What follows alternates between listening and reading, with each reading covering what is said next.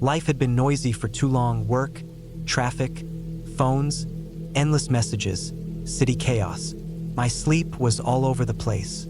I had this constant feeling like I was always running but never getting anywhere. So I told myself I needed to get away for a while. Just me and the trail. No calls, no internet. I chose a remote mountain area in a region I'd never hiked before. Not a tourist-heavy place, just forest, hills, streams, and long trails that stretched out for miles. I had marked the area on the map, planned my food and water, charged my GPS watch, packed everything the right way. I thought I had done it right. I parked my car at a gravel pull-off by the side of an old logging road. The air felt different the moment I stepped out. Cool, quiet, sharp with pine. No signs, no other vehicles. Just dirt underfoot and trees rising up all around.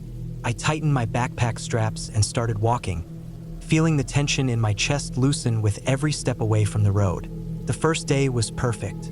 Long stretches of open trail, fallen logs covered in moss, small birds flitting across branches. I walked maybe 10 miles, taking slow, steady steps. I stopped often, took photos, sat by a stream for over an hour just watching the water move across smooth stones. I didn't even speak. Not a single word. I didn't need to.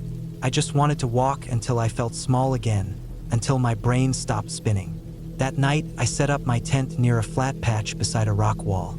I cooked some noodles, ate slowly, watched the stars come out. The sky was clearer than I'd seen in months. No buzzing lights, no planes overhead. Just stillness. A light wind passed through the trees like a whisper. It was so quiet I could hear every crack of a twig far off in the woods. I slept hard that night. No bad dreams, no waking up sweating. I woke early the next morning, feeling calm. My legs were a little sore, but that was normal. I packed up, ate a granola bar, filled my bottle from the stream, and set off again. My goal was to make a large loop, go up into the hills, then circle back around through a forested valley, then return to the car over the next 2 days. But by midday on the second day, things started to feel off. I had taken what I thought was a shortcut, a narrow side path that looked traveled enough to be reliable. Cut across the hill, and I thought it would save me at least a mile. It was drier than the main trail, full of loose rocks, and it went up steeper than I had expected. About 15 minutes in, the trees started getting thicker, and I realized I hadn't seen a trail marker in a while. I checked my GPS watch. No signal. I checked my phone. No bars. That was fine. I had an offline map.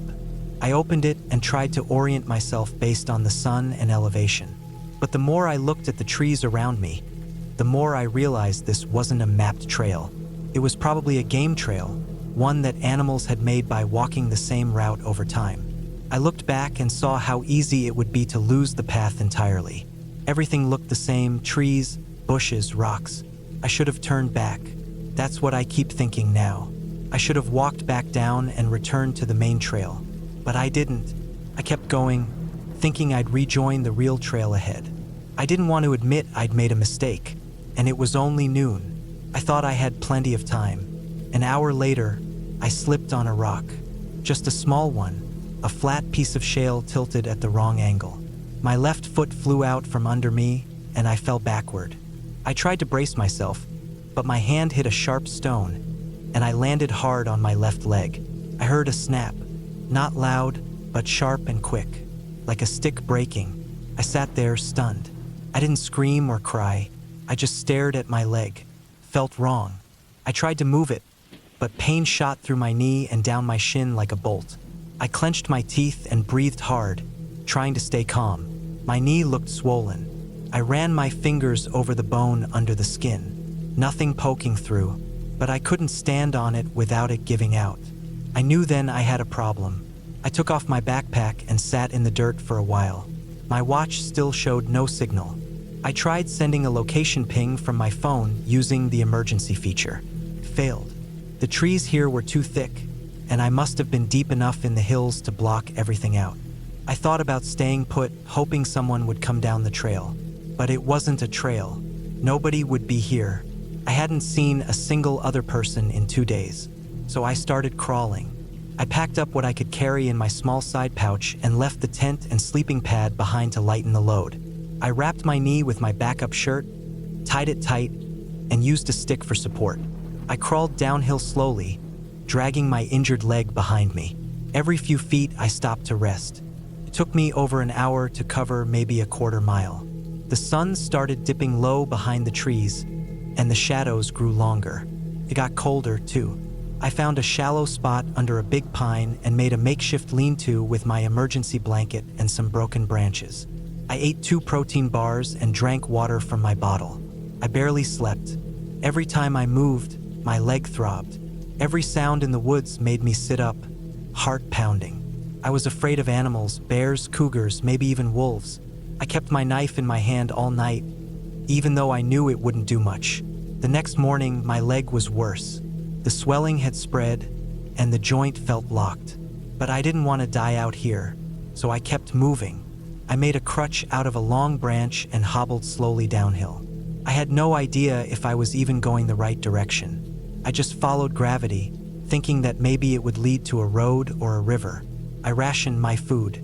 I had a few bars, some trail mix, and half a bag of jerky. I drank water from streams after using my filter straw. I kept going. I fell again 2 days later. Not far, just slipped while climbing over a fallen log. But this time I landed on my right arm and twisted my wrist.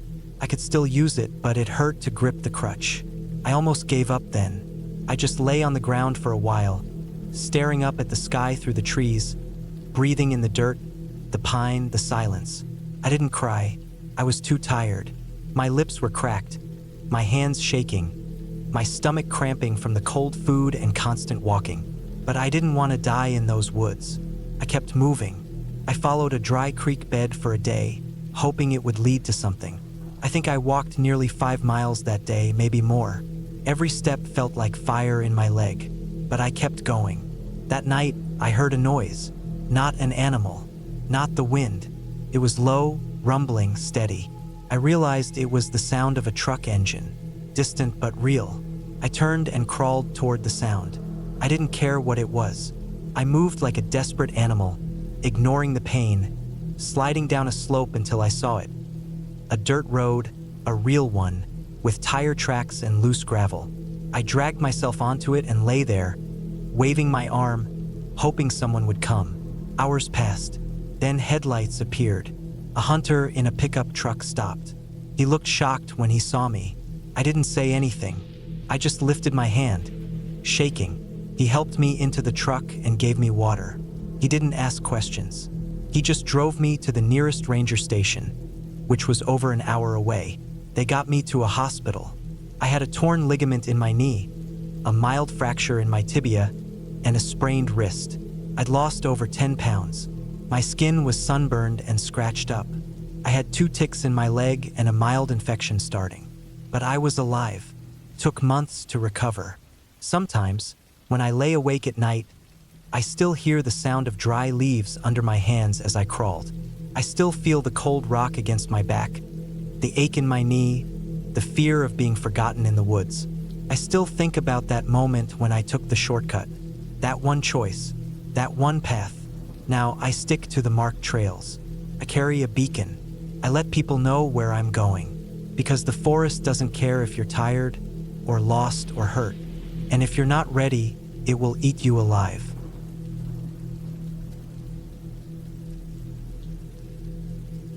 I had planned this solo hiking trip for weeks. I needed a break from everything. I was feeling burnt out from work, tired of the noise in the city, and just wanted some quiet. Not the kind of quiet where there are still cars in the distance or people nearby, but the kind of quiet where all you hear is your own breathing and the wind through the trees. I picked a long loop trail that was about 30 miles in total. It followed a ridge line deep in the mountains and then curved down into a valley before coming back around. It wasn't too remote, but not too popular either. The trail didn't have many reviews online, just enough to know that it was maintained, lightly trafficked, and beautiful. I packed for 3 days, enough food, water purification gear, a light tent, and all the usual stuff. I parked at the trailhead early on a Friday morning. The weather looked perfect, cool but dry. I locked my car, slung my pack over my shoulders, and started walking. The first stretch of trail was mostly uphill. It wasn't too steep, but it was enough to get my blood pumping. The forest was thick but not overgrown. Pines mostly, with patches of open rock and the occasional dead tree standing like a skeleton. I moved slow on purpose, not just to pace myself but to soak it all in. I stopped often to look around, adjust my gear, or just breathe. I had all the time in the world. I didn't see another person the entire first day. I didn't think that was weird.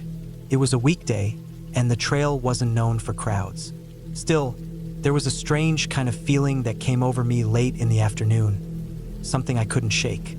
It wasn't fear exactly, just that little pinch of awareness that you're completely alone. I set up camp on a flat patch of ground near the ridge just before sunset. I didn't see any animal tracks or scat, so I felt safe enough. I had my bear canister stored far from the tent, just in case. I made a small cold dinner and laid in my sleeping bag watching the sky turn purple. I slept well that night. No noises, no wind, just silence. The second day was harder. The trail became narrow and rocky. In some places, the slope on one side was so steep that one wrong step could send you sliding down hundreds of feet. I had to watch every foot placement. I used my trekking poles more than I expected. It was tiring, and by midday I was already feeling sore. That's when I noticed something odd. It started with a footprint. It was on a patch of dirt off the trail, near a small outcropping of rock. It wasn't mine. I could tell because it was older and slightly larger. The tread was different too. I figured it was nothing. Someone probably hiked here a day or two before me, but I kept seeing them. Every so often, I'd notice a faint footprint in the dirt or a boot scuff on a rock. Sometimes I'd find broken branches in places where there was no reason to go off-trail. At first, I thought I was imagining it. Then I told myself it was normal, other hikers, hunters maybe. But something about the placement of those signs started bothering me. They weren't random. They were always just ahead of me, like I was following someone, but I never caught up to them. I never saw movement, never heard a voice or footsteps. Just these faint signs that someone else was out here, staying ahead of me. I didn't like that thought. I tried to ignore it. I pushed on and made it to a valley clearing by late afternoon. I set up my tent near a small creek. I was tired and a little uneasy, but I told myself I was overthinking. I made a quick meal and crawled into my tent early. I zipped everything up tight, even though the night was warm. That night I barely slept. It was the sound that woke me, not loud, just the faintest of crunching, like something walking slowly on dry pine needles. I held my breath and listened. It was outside the tent. The footsteps would stop for a while, then start again. Sometimes closer, sometimes farther. It never made a direct path, just slow, wandering steps. I didn't move. I stayed perfectly still, staring at the ceiling of my tent, heart pounding. After about 20 minutes, the sound stopped. Completely. I waited another hour before I fell back asleep from exhaustion. When I stepped out of the tent the next morning, everything looked normal. No tracks, no signs of anything strange. I felt a little foolish, like maybe it had just been an animal. But in the pit of my stomach, I knew it wasn't. It hadn't moved like an animal. It had walked like a person, slow and deliberate. Still, I packed up and kept going. I was already 2/3 through the loop. I could finish it by the end of the day if I pushed myself. But as I hiked up the narrow ridge that morning, I noticed something that stopped me cold. There were boot prints in the dirt again, fresher this time. They were going in the same direction as me, placed carefully along the narrowest parts of the trail. And next to one of them, near a mossy boulder, I saw something that chilled me. A torn strip of fabric. It looked like nylon, dark blue, just hanging off a jagged edge of the rock. It didn't match anything I was wearing. That was when it hit me, whoever this was, they were close, very close, and they were either careless or in trouble, or something worse. I picked up my pace. I started moving fast, too fast probably. I wasn't running, but I wasn't taking time to enjoy anything anymore. I didn't stop to eat, didn't pause for photos or views. I just wanted to finish the loop and get back to my car. But around noon, the trail started to change. The markers became harder to spot.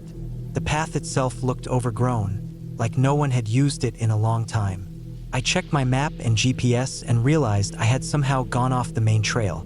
I must have missed a turn when I was rushing. I could have backtracked, but something told me I didn't want to go back that way. So I kept moving forward, following the faint trail as best as I could. That's when I found the camp. It was tucked into a flat clearing just below the ridge. A small one-person tent, faded and half collapsed. The rainfly was missing, and the zippers were rusted. Nearby was a pile of old gear, a torn sleeping pad, a crushed aluminum pot, and a broken camp chair. Everything was weather-beaten. It had been there a while. But the strange part was that nothing looked like it had been packed up. It looked like someone had just walked away from the site and never came back. I looked inside the tent. There were scraps of clothing, wrappers, and even a moldy book.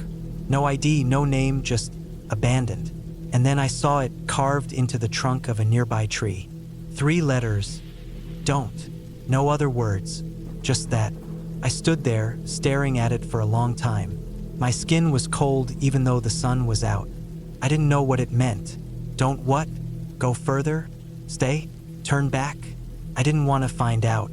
I left that camp behind and pushed hard for the rest of the afternoon. I was sweating, out of breath, legs shaking, but I didn't stop. Every rustle in the trees made me jump. Every time the wind changed direction, I thought I heard footsteps. The forest started to feel tight, like it was closing in. Even the birds had gone quiet. Then, late in the day, I saw movement. First, I thought it was just wind, but then I saw it again, far ahead between the trees. A figure, someone walking slowly, parallel to the trail. Not coming toward me, not going away, just moving with me like they were watching. I stopped in my tracks. I stood there for 10 minutes, barely breathing, staring at the trees. The figure never moved closer. Then it was gone. I kept walking faster now. I didn't even know if I was still on the right trail anymore. The path twisted and split, and some parts were barely visible. I stopped checking the map. I just followed the slope downhill, hoping it would lead to a road, a creek, anything. Around sunset, I stumbled onto a Forest Service road. I've never been so relieved. It was just a gravel road with no markings, but I followed it, limping, dehydrated, exhausted. I walked for 2 more hours before I saw a small wooden sign with the name of the trailhead I had started from. I came out of the woods near my car. Everything was just as I left it. No broken windows, no slashed tires. I unlocked the door with shaking hands, tossed my pack in the back, and drove. I didn't stop until I reached the nearest town an hour later. I didn't report anything. I didn't call the rangers. I told myself it was nothing. Maybe some squatter in the woods. Maybe just my imagination from being too tired, too stressed. But deep down, I knew what I saw. Someone else was out there. Someone who didn't want to be found. I never went hiking alone again. And I never stopped thinking about that tree with the word carved into it. Don't. Maybe it wasn't a warning for me. Maybe it was from someone who had been followed too. Someone who had set up camp and realized too late that they weren't alone in those woods. Someone who had left that message the only way they could, before vanishing into the forest forever.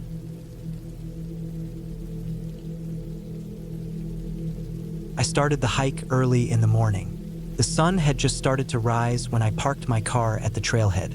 It was a small dirt lot at the end of a quiet road that curved through dense pine forest. The air was cold but dry, and I could see my breath in front of me. I zipped up my jacket, tightened my backpack straps, and took the first step onto the trail. It was supposed to be a 2-day loop hike through the mountains, ending back at the same parking lot. The area wasn't very popular, which was part of why I chose it. I didn't want crowds or noise. I just wanted peace, space, and time away from everything. I had a printed map, GPS on my phone, and a portable charger. I had packed enough food, water, a filter, a small first aid kit, a lightweight tent, sleeping bag, flashlight, and a multi-tool. I had also marked the trail in an offline app just in case the signal dropped. I thought I was prepared. I thought I'd done everything right. The first few hours were uneventful. The trail was easy to follow. It rose slowly into the hills, winding through trees that were tall and close together. Patches of sunlight broke through in some places, but mostly I was walking in shadow. Birds chirped above, and now and then I saw squirrels dart across the path. The cold air made it feel fresh and clean, and the sound of leaves crunching under my boots was the only real noise around me. It was quiet, but not in a creepy way at first, just peaceful. Around noon, I stopped at a rocky clearing to eat. I sat on a boulder, chewed through a protein bar and some jerky, and checked my location. According to the map, I had gone about 8 miles. I still had plenty of daylight left. The trail was supposed to dip down into a valley, curve around a lake, and then rise again into the next ridge where I planned to camp. I started moving again, walking a little faster now that the terrain was flatter. I passed a few more markers nailed to trees and some faded signs. Then I noticed something odd. One of the trail markers looked like it had been messed with. The paint was fresh, not like the others, and the direction it pointed didn't line up with what the map showed. I stopped, looked down at my phone, then back at the marker. My phone's GPS said the trail continued forward, but the new marker pointed left. I didn't think too hard about it. I assumed maybe the trail had been rerouted, and I followed it left. That was the mistake that changed everything. The trail I followed didn't look that different at first. It was narrow but still worn, like others had walked it recently. The trees were the same. The incline was steady. I walked for about an hour without realizing I hadn't seen another marker since the one that pointed me off. Then the trail started fading. It turned to mud in places, forked and split without warning. The forest around me got darker. The trees grew closer together. I started having to duck under branches and step over roots more often. I stopped again and checked the map. I was off the trail. My phone still had a signal, but weak. I zoomed in and out of the map, trying to find the real trail. It looked like I was somewhere close to it, maybe a half-mile east, but there was no clear path back. I could have just retraced my steps, but the woods were starting to look the same in every direction. I told myself I'd just cut across gently west and link back up. That was when I first noticed the feeling. It's hard to explain. It wasn't a sound or a sight, just a feeling deep in my gut, like something was wrong, like I wasn't alone. I stopped walking, looked around, and listened. Nothing, just whined through the trees. But I couldn't shake it. It got worse the farther I walked. I started to hear little things, footsteps that weren't mine, just once or twice. A snap of a twig far behind me, a small shuffle. Every time I stopped, it stopped. When I moved, it moved. I looked back so many times my neck started to hurt, but there was never anything there. I tried to tell myself it was a deer, maybe even a bear, but I knew how animals sounded in the woods. This wasn't that. By late afternoon, I knew I wasn't going to find the trail again that day. I needed to set up camp. I found a slightly raised area under a cluster of pine trees and set up my tent fast. I boiled some water with my little stove and made a dehydrated meal. But I wasn't hungry. I forced myself to eat. Then I shut everything down, crawled into my sleeping bag, and tried to sleep. It was still light out, but I was exhausted. That night was the worst I've ever had. I didn't sleep much. I kept waking up, sometimes from dreams, sometimes because I thought I heard something. Around midnight, I sat up in the tent, my heart racing. I had heard something for sure that time. Something had brushed against the tent wall on the side. Not a branch, not wind, a hand, a palm dragging slowly across the nylon fabric. Then nothing. I didn't move. I didn't even breathe. I sat in complete silence for at least 20 minutes, staring at the tent wall. Then I turned on my flashlight, slowly unzipped the tent, and stepped out. It was cold and dead silent. The moon was behind clouds, and I couldn't see anything past a few feet. I swept the flashlight in circles, my hand shaking. There were boot prints near the tent. Not mine. They were deep, fresh, and pointed directly at me. I almost threw up. I didn't sleep after that. I sat inside the tent with the flashlight on, knife in my hand, until morning. I heard no more noises. When the first light appeared through the trees, I packed everything fast. I didn't even eat. I just grabbed my stuff and moved. I didn't know where I was, but I wanted to get out. The next 10 hours were the longest of my life. I tried to backtrack the way I'd come, but nothing looked familiar anymore. I checked my phone every 10 minutes, but the battery was dropping fast, and the signal was gone. I kept walking west, thinking I'd hit the main trail again. I didn't. The woods got worse. The trees thicker, the undergrowth harder to push through. Thorns tore at my clothes. I fell more than once, twisting my ankle a little, scraping my palms. And then I found the second camp. It wasn't mine. It was someone else's. A small area cleared, with signs of an old fire, a rotting tarp stretched between trees, and trash scattered around. Cans, wrappers, broken tools. No tent. But there were signs someone had been there not long ago. Maybe days, maybe less. The tarp was still wet from recent rain, but nothing else looked disturbed. It didn't feel abandoned, just left for a while. I didn't know what to make of it. I thought maybe whoever left it was the one who had been near my tent. Or maybe I was just being paranoid. I moved past it fast, not even stopping to rest. That evening, my phone died. I sat on a rock, turned it on again with the last bit of juice, checked the GPS one final time, and memorized the direction I needed to go.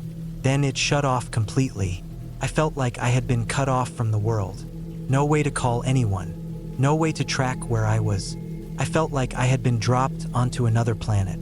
The forest was endless in every direction. That night, I didn't set up the tent. I just wrapped myself in the sleeping bag in a small clearing and kept my back to a rock wall. I kept the flashlight off to conserve battery. Every sound made me jump. I thought I heard someone walking around me again. This time closer. I stayed completely still for hours, just holding the knife. The next morning, I started moving before the sun was even fully up. I walked until my legs gave out. I started seeing things that weren't real, glimpses of figures between trees. But when I looked directly, nothing was there. Once I thought I heard a man breathing right behind me. I spun around and saw nothing. But the feeling in my chest was worse than anything I've ever felt. Like I was being hunted. Not by an animal. By someone who knew the woods better than I did. Someone who had been following me for days. Waiting. Late in the afternoon, I stumbled across a dry stream bed. It led downhill and I followed it, hoping it would take me to water, maybe even a road. After hours of walking in the rocky ditch, my feet sore and blistered, I saw something through the trees. A structure. It was a small shack, made of old wood, part of the roof caved in, windows broken, but still standing. It looked like an old hunter's cabin or ranger outpost. I walked toward it slowly, every instinct telling me to be careful. I peeked inside. Empty. Dust, rotting wood, a broken chair, but no signs of life. I stepped in and collapsed on the floor. I stayed there that night, hiding in the back corner, not sleeping, just staring at the door. I didn't light a fire. I didn't move. I just waited for morning. And in the morning, I heard voices. Real voices. I crawled out and saw two hikers, an older man and a woman, walking past the shack about 50 yards away. I ran toward them, waving, yelling. When they saw me, their eyes went wide. I must have looked insane. Dirty, shaking, eyes sunken in. They asked me where I came from, but I couldn't even explain it right. They gave me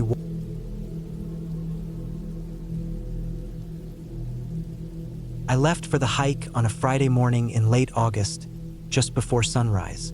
The desert air still held a bit of coolness from the night, but I knew that wouldn't last. I'd been planning the hike for a couple of weeks, not to take photos, not to prove anything, not even for fun.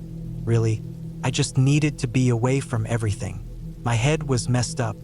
I just lost my job, broke up with someone I thought I'd marry, and I couldn't stand the noise of the city anymore. I wanted silence, real silence. The kind you only find in the wide open nothing of the desert. The trail wasn't famous. It didn't have a name on most maps. I found it mentioned on a forum where a guy said it was a remote route near the Nevada-Arizona border, about 20 miles long, looping out into the open desert and back again. No trees, no rivers, just sand, dry brush, and the distant hum of air shifting through the rock. the kind of place where you could disappear if you weren't careful. I packed light, but not recklessly so. 3 gallons of water in separate containers.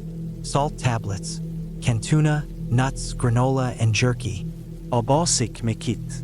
2 knives, tarp, a signal mirror, GPS paper map, compass. I'd hiked solo before, just never this remote, and never in desert heat like that. I left a note in my car's glove box with the day and time I left, and my intended route. I knew how fast the desert could kill you if you messed up, but I didn't think I'd be lucky enough to get that far out. The first 4 or 5 miles were uneventful. The trail was barely a trail at all. It twisted through low rocky mounds and hard-packed soil, with patches of brush and scrub cacti. The sun climbed fast. I was soaked in sweat by 8 a.m. and already feeling the weight of the water I carried. I stopped twice an hour to sip. Not too much at once. You burn through it fast out there. By mile 7, I was in what looked like an old dry riverbed. The trail had more rocks than soil now. I checked the GPS and compass often, making sure I was following the loop as best I could. The map wasn't official, just a screenshot someone had shared, and I knew I had to rely more on landmarks than trail signs. There weren't any signs, just scattered cairns built by other hikers, and sometimes not even those. Around noon, I found a bit of shade under a large rock overhang and sat down to eat a handful of nuts and some jerky. I felt okay. My legs were fine. My back ached a little from the pack, but it was nothing unusual. What did feel strange was the silence. I don't mean quiet. I mean total absence of sound. No wind, no birds, no insects, no planes overhead. It was like something thick and invisible had blanketed the land, and I could almost hear the inside of my own head. I took a nap in that shade, maybe half an hour. When I woke up, the light had shifted, and I felt a slight breeze. That should have been a good thing, but it unsettled me. It was hot wind, sharp and dry. It smelled like dust, but also something else I couldn't place. Metallic, maybe, or like burnt wiring. I shook it off and got moving again. By early evening, I was deep into the back half of the loop.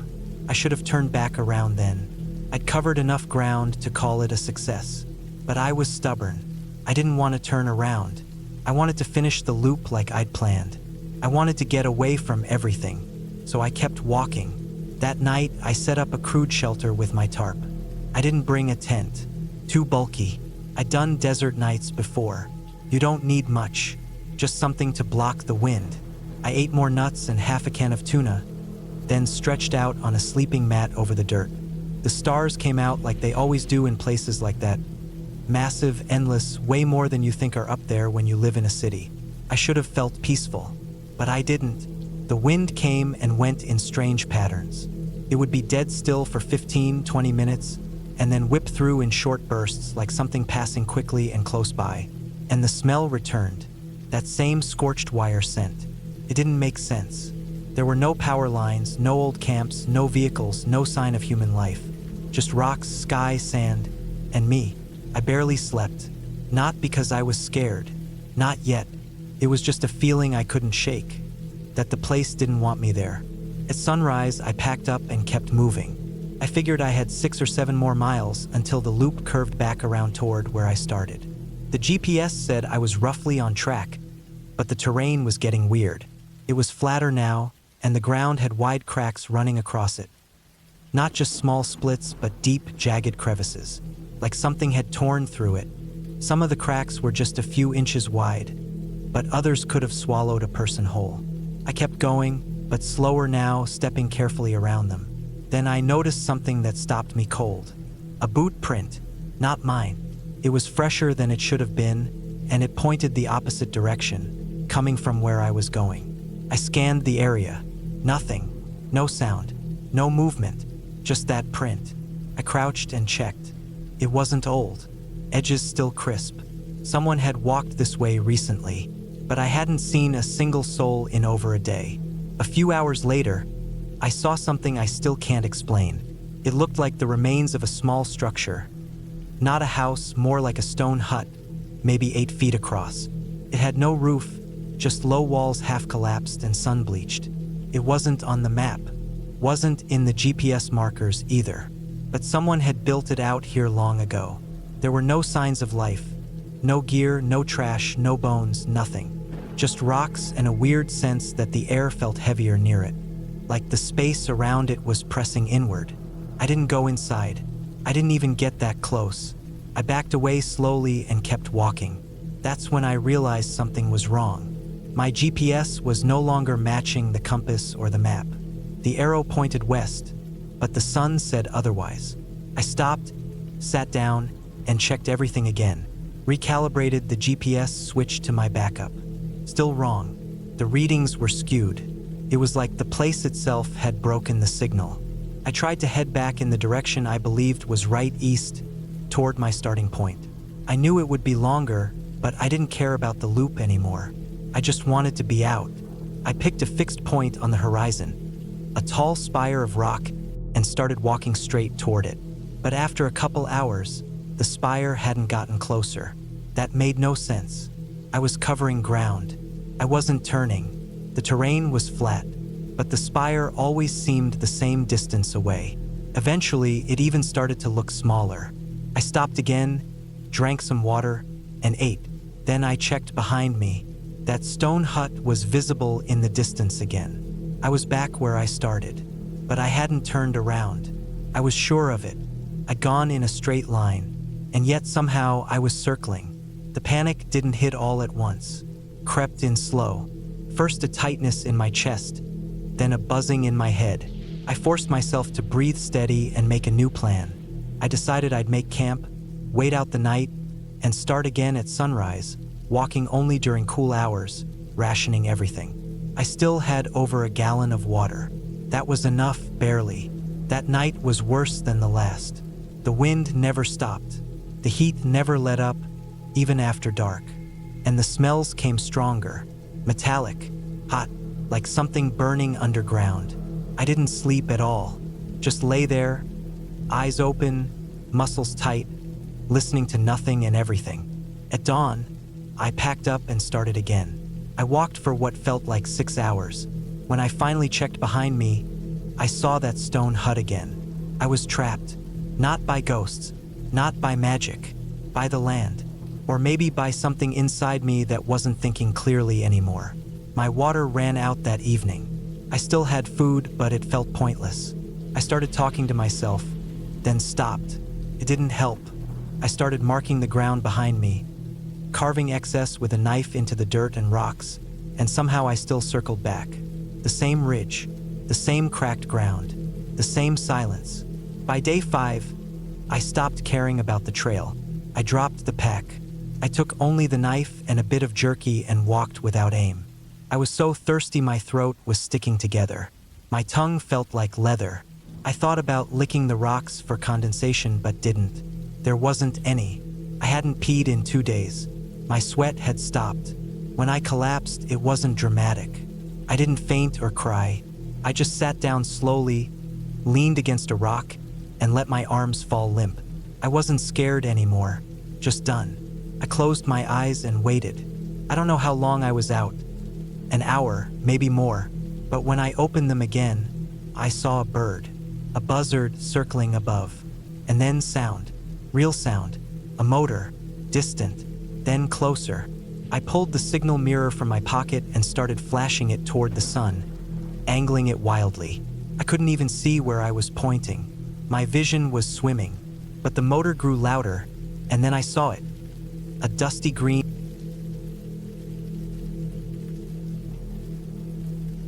It started as a simple plan, just a weekend to myself. I had been working long hours for months and I was feeling burned out. I didn't want to be around people. I wanted silence, the kind you only find out in the wild.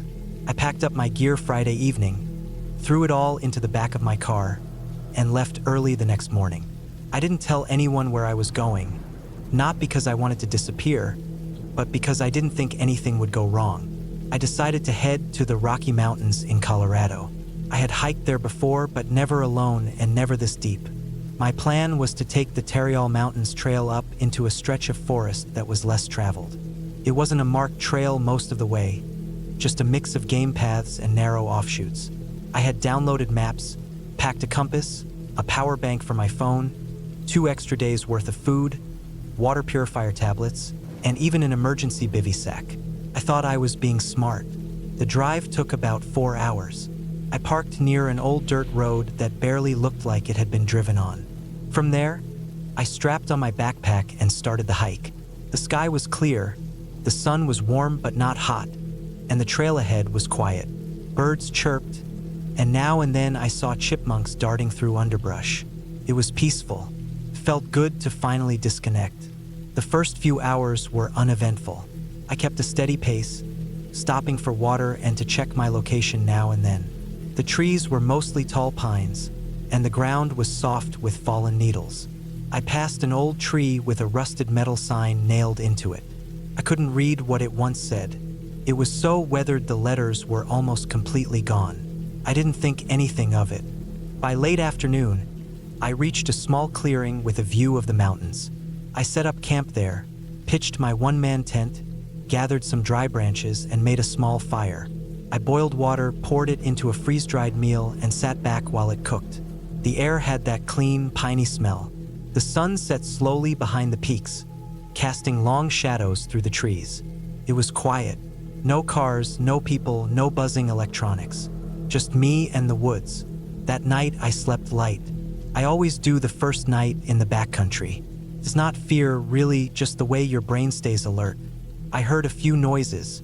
Twigs snapping, a distant owl, wind rustling branches, but nothing out of place. Still, I woke up every hour or so, checked my watch, and listened. I stayed zipped in my sleeping bag and tried to relax. In the morning, I boiled water for instant coffee and oatmeal. I packed up camp and moved deeper into the forest. There was a spot on my map I wanted to reach, an old, dried-up lake bed hidden in a shallow valley. According to some forums I had read, it was a good place for solitude and had a great view of the surrounding cliffs. Not many people went there anymore. That's exactly what I wanted. Took most of the day to get there. The terrain got harder. The game trail I was following faded in and out. Sometimes I had to climb over fallen trees or push through dense undergrowth. My legs got scratched up and my boots were muddy, but I felt alive. Every so often I would stop, check the map, eat a snack, and keep moving. By late afternoon, I reached the dry lake bed. It was bigger than I thought. The ground was cracked in places like old leather. Some tall grass had grown in patches across it, and the tree lines circled the edge like a wall. On one side, there was a slope with exposed rock that led to a cliff above. I climbed halfway up it to get a better view. The valley stretched out beneath me, and beyond the trees, I could see ridges rolling out toward the horizon. I decided to camp there for the night, halfway up that slope. It wasn't a perfect spot, tilted and rocky, but I found a flat patch big enough for my tent. I could see out across the valley, and I felt like I was completely alone in the world. That night, things started to feel different. The wind picked up after sunset. It howled through the trees, and I could hear branches creaking above. The temperature dropped fast. I put on a thermal base layer, zipped into my sleeping bag, and tried to sleep, but I kept hearing noises. Not animals exactly, more like something walking. Slow, heavy footsteps. Not all at once, but every 20 or 30 minutes. I told myself it was probably deer or elk, maybe even a moose, but it felt off. The steps would stop too suddenly, and then I wouldn't hear anything for long stretches. No snapping branches, no rustling, just wind. At some point, I drifted into sleep. I had a weird dream where I was standing in the middle of the lake bed, looking around, and I couldn't hear anything. No wind, no birds, just silence. Then, I turned and saw a man standing at the edge of the trees. He was far away and didn't move. I woke up right after that, heart racing. Even though I knew it was just a dream, I got out of the tent before sunrise. The wind had died down, and the forest was still. Too still. Normally, you hear birds in the morning, but this time there was nothing. No squirrels, no woodpeckers, just silence. I packed up quickly and decided to keep moving. I wanted to follow the ridge west, then loop around and make my way back to the car the next day. That was the plan. But the trail was gone. I mean, the one I used to get there. I had marked it using my GPS app, but now when I opened it, the location wasn't loading. Kept spinning. I checked my phone's battery. It was at 62%, but it wouldn't connect to the GPS. I tried restarting it. Nothing changed. I checked my compass and tried to reorient myself. I thought I was heading west, but everything looked different. The trees were denser. The slope I had come down now seemed much steeper. I walked in one direction for about 20 minutes, then realized I was circling the lake bed again. It didn't make sense. I thought I had gone straight, but I ended up back where I started. That's when I started to feel nervous. I stopped and looked around. I tried to retrace my steps slowly, checking for any landmarks, but the problem with forests is that everything looks the same after a while. Same trees, same rocks, same undergrowth. I walked for another hour, and when I checked my compass again, it said I was going east. That's the opposite of where I thought I was going. I decided to stop, drink water, and eat. My hands were shaking a little. I told myself to stay calm. I pulled out the emergency map and tried to match the terrain, but without GPS or a clear trail, it was like guessing. I could have been a mile off and not known it. I kept walking. Hours passed. The sun moved across the sky, but the light under the trees stayed the same, dim and greenish. I tripped over roots, scratched my arms on branches, and slid down a short hill I didn't see coming. My pants ripped at the knee. I stood up, wiped mud off my hands, and tried to stay focused. By late afternoon, I knew I was lost. I still had food, water, and gear. I knew the smart thing to do was stop and set up camp again. Maybe climb higher the next morning and try to get a signal. But something about the forest didn't feel right anymore. I felt watched. I kept turning around, thinking I saw movement out of the corner of my eye, but it was always just shadows or leaves. Then I found the boot print. It wasn't mine. It was facing the other direction, like someone had walked toward me, then turned back. It looked fresh. I crouched down and looked closer. Deep heel, flat toe, like someone had been walking downhill. My heart started beating faster. I stood up, looked around. Nothing. I followed the print. It led to another and another, like someone had walked along the same slope I was now on. I followed them for maybe 100 yards, then they just stopped. I stood there for a long time, staring at the last footprint. There was no sign of a camp, no other tracks, nothing. Just forest. I backed away slowly, then turned and started walking in the opposite direction. That night I didn't sleep. I set up camp in a low ravine, thinking it might block wind and help me stay hidden. I didn't light a fire. I lay in my sleeping bag with my knife next to me, eyes open, listening. I heard noises again, slow movement through the brush, a branch breaking, then silence, then more movement. At one point, I heard something breathing, not close but not far either. It was steady, deep, and it went on for a long time. I held my breath and didn't move. When the sun finally came up, I packed as fast as I could and started walking. I didn't know where I was going anymore. I just needed to move. I needed to find a road, or a person, or a trail marker. Anything. By midday, I was exhausted. My feet were blistered, my throat dry, and my legs ached. I stumbled into a small clearing and saw something that made me freeze. A backpack, old, torn, and covered in moss, lying in the middle of the clearing like it had been dropped and never picked up. Next to it was a ripped-up sleeping bag, half buried under leaves. I backed away slowly. I didn't touch it. I didn't even look inside. I just turned and kept walking. 2 hours later, I heard something. A motor. Faint at first, but it got louder.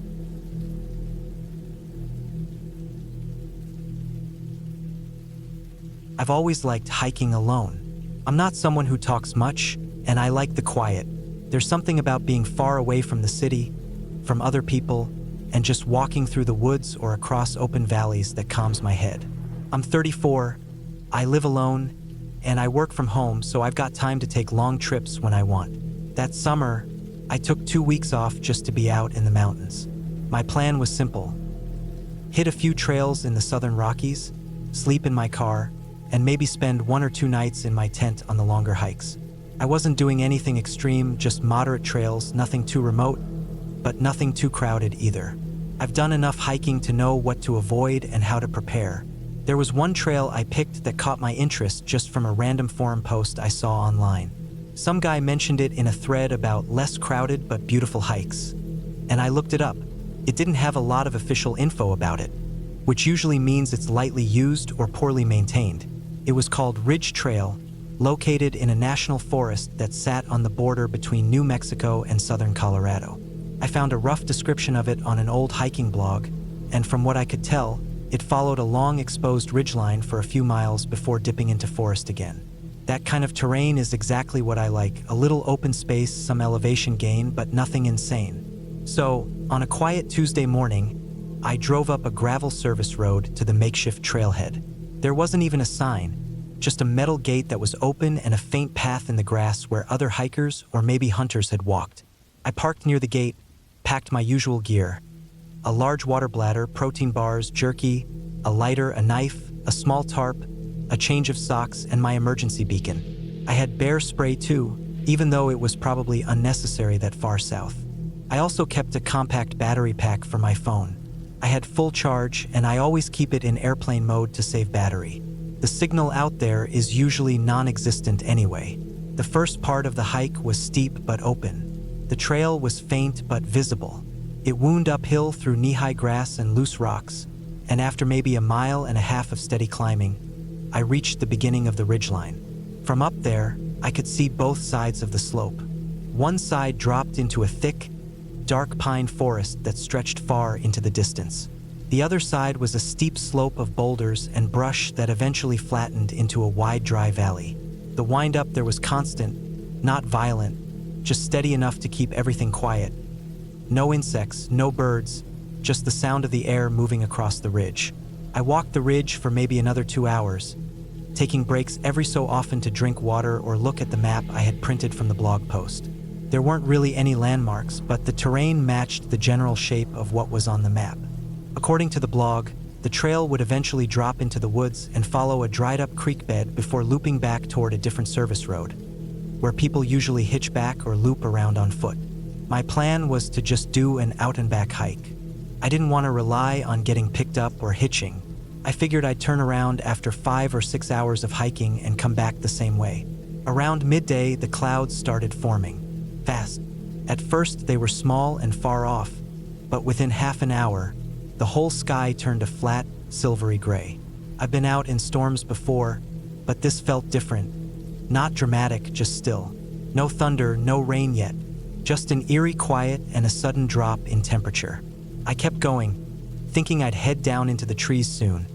Maybe set up my tarp if it started to rain hard. The trail down was hard to find. The ridgeline just sort of ended in a wide, rocky patch that sloped downward and disappeared into the woods. There were no signs, no trail markers, and no stacked rocks. I paced around the ridge for 15 or 20 minutes, trying to find the right way down, but everything looked the same. I finally picked the most worn-looking path and started descending. The wind died as I dropped into the tree line. It was like walking into a cave. The woods were tight and dark, pine needles covering the ground. No underbrush, just tall trunks going up and up into the gray light above. About 10 minutes into the descent, I realized I hadn't seen any trail markers or signs of a maintained path. No footprints, no broken branches, just thick woods. My phone still had no signal, which wasn't surprising, but the GPS was struggling too. Kept jumping around. 1 second it said I was on the trail, the next it had me floating off into empty space. I tried to trust my compass and just follow the slope downward. The idea was simple: go downhill until I hit the creek bed, then follow that out. But the terrain started getting steeper and more uneven. I had to crouch and use my hands to get over some parts, and more than once I slipped on loose pine needles and had to catch myself on tree trunks. Eventually, I hit the bottom of a ravine. I thought it was the creek bed, but it didn't look like what the blog described. There was no dry, rocky path, just mud and thick roots and sharp drop-offs every few feet. It was getting late now, probably past 3 p.m., and the woods were getting darker even though sunset was still a couple hours away. The clouds were thick and low, and I could feel the air change again, like it was about to rain. I sat on a flat rock, ate half a protein bar, and drank water. I wasn't panicking, but I had that tight feeling in my stomach like something wasn't right. I didn't like not knowing where I was. I tried to retrace my steps back up the slope, but everything looked the same. Just endless rows of dark trees and no trail. I circled for over an hour, going uphill, then sideways, then downhill again, hoping to find a clearing or something familiar. Nothing, just trees. The wind didn't make it down into the forest, so it was dead quiet. I mean really quiet, no birds, no squirrels, no sound except my boots and breathing. By 5 o'clock, the rain started. Not heavy, but steady. Cold drops that soaked into my sleeves and pack. I found a thick cluster of trees and strung up my tarp between them, low to the ground, just enough space to sit under it. I didn't want to camp out, but I had no choice. Hiking in the dark in unfamiliar woods is the easiest way to get hurt or more lost. I stayed dry, but I didn't sleep. Every little sound had me holding my breath. Branches creaking, water dripping, wind pushing through trees in sudden gusts. I stayed up most of the night. I closed my eyes here and there, but I never really slept. At some point, I thought I heard something moving. Not wind, not branches, but something heavier. I stayed still, didn't breathe, just listened. It stopped. I never saw anything, but I kept gripping the knife in my pocket. My mind went to mountain lions or even people, which somehow felt worse. I've read enough survival stories to know it's the people you have to worry about sometimes. When the sky finally turned light again, I packed up fast. I was cold, stiff, and hungry, but I just wanted to find the ridge again. I climbed back uphill in the direction I thought I came from, but nothing looked familiar. At one point, I found a tree that had a mark on it. Not a trail mark, just a gash where the bark had been stripped. I remembered seeing it the day before, so I followed that direction. After another hour of climbing, I finally reached the top of a slope that opened up. It wasn't the same ridge I came from, but it was a ridge. That was something. I followed it east for a while. The clouds had cleared, and I could see the valley way off in the distance. I knew if I could get a visual on that valley, I could orient myself. I kept walking. My legs were shot, and my knees were starting to feel like they were grinding every time I stepped down. My hands were scraped, and my back was soaked from the night before. Then I saw it. A boot print, clear, deep, and fresh. Not mine. I looked around, called out once even though I told myself I wouldn't. No one answered. I followed the print. Then I found another, and another.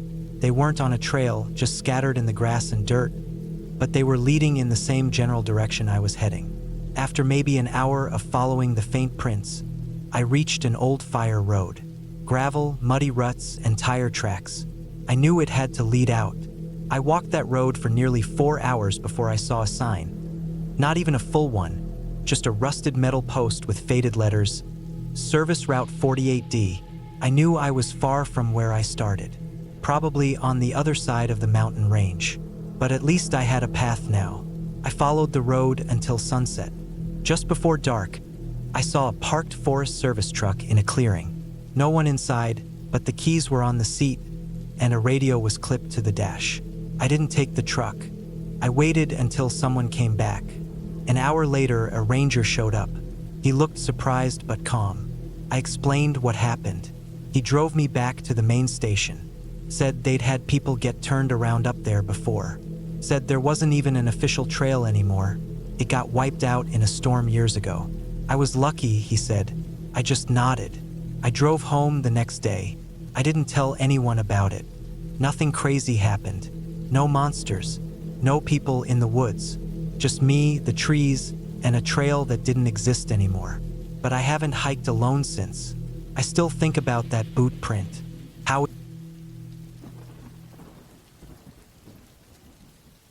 I don't really know where to begin, but I guess I'll start with the reason I went out there in the first place. I had been working at a logistics company in the city for the last 7 years. Long days, noisy streets, same routes every day, traffic at both ends of the commute, and barely enough sleep. I needed a break, not a vacation on a beach or anything like that. I wanted something quiet, far away from people, something raw and undisturbed. So I booked some time off in late September. I picked that month because it wasn't too hot and the trails weren't packed with seasonal hikers. I had my gear ready.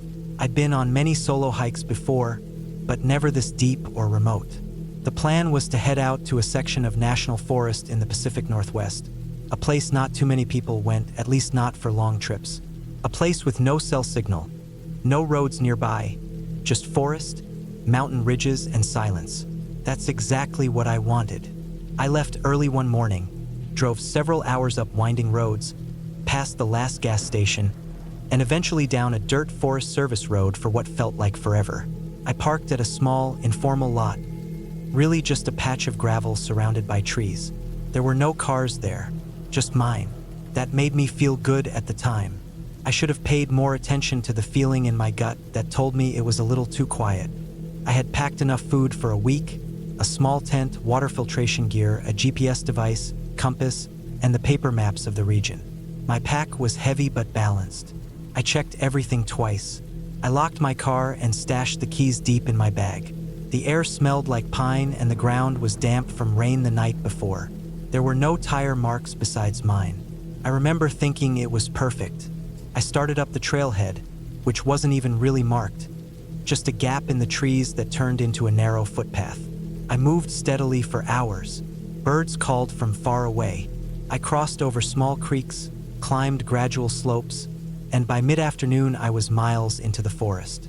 There was no sign of anyone else, no sounds but nature. I set up camp by a stream that first night, ate one of my pre-packed meals, and listened to the wind move through the trees while I lay in my tent. Felt peaceful. No phones, no email, no noise. I woke up early the next morning and pushed deeper into the forest. I had marked my route carefully. I wasn't just wandering.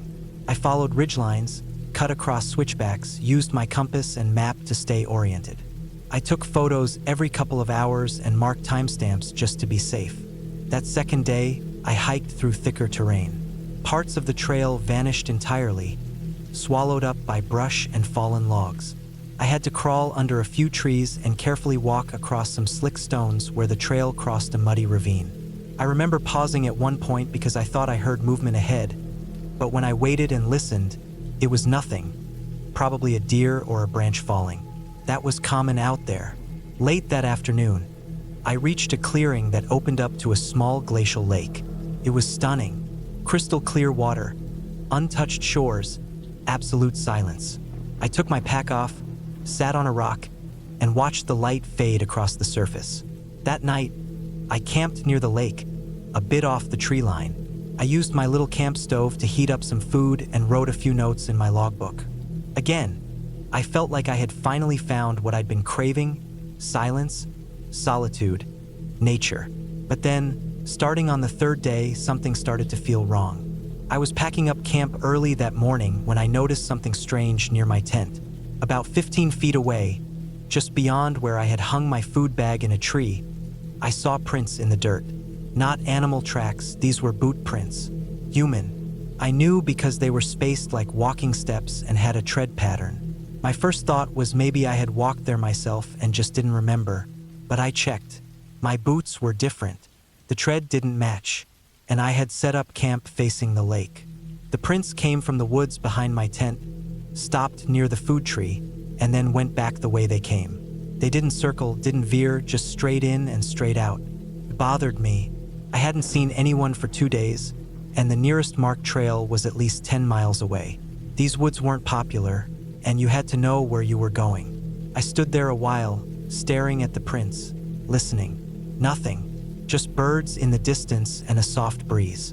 Still, I tried to brush it off. Maybe it was someone passing through. Hunters? Surveyors? I didn't like the thought, but I packed up and kept moving. That day, I was heading farther up into the hills, where the trees got denser. The path was difficult, lots of switchbacks and unstable ground. I stopped less often. I just wanted to get to the next site and rest. But sometime in the afternoon, I started getting that feeling again, the one where the back of your neck feels exposed, like you're being watched. I stopped and looked behind me multiple times. Nothing. I kept telling myself it was nerves. Maybe I was just on edge from the prints. I reached a spot near a ridge with a view of the valley and set up my tent there. There was a fire ring, clearly made by others at some point in the past, and a few old logs used as seats. But again, no sign of recent people. No footprints, no trash, no broken branches. It was quiet. I didn't make a fire that night. I just ate inside my tent and stayed zipped up. I barely slept. Sometime after midnight, I heard something. It wasn't an animal. I've camped enough to know the difference between small animals moving in brush and the slow, deliberate sound of footsteps. These were quiet but heavy enough to be distinct. They moved near my tent, paused, then moved again. I held my breath. My heart was pounding. I didn't have any weapons, just a small utility knife. I stayed completely still. The sounds circled my tent once, maybe twice. Then they faded. I waited what felt like an hour before peeking out. I couldn't see anyone. It was too dark. No fire, no flashlight, nothing. But I knew someone had been there. I didn't sleep again that night. In the morning, I checked around my camp. Again, faint boot prints. Same size, same pattern as before. This time they had gone around the back of my tent and toward the trees. My hands were shaking while I made coffee. I knew this wasn't right. No one stumbles this deep into the woods without gear, without a reason. Whoever it was, they weren't trying to talk or ask for help. They were watching. I considered turning back, but I had mapped out a circular loop and I was already past the halfway point. Turning back would take just as long. I thought maybe if I kept moving and stayed alert, I could finish the loop and get out by the 5th day.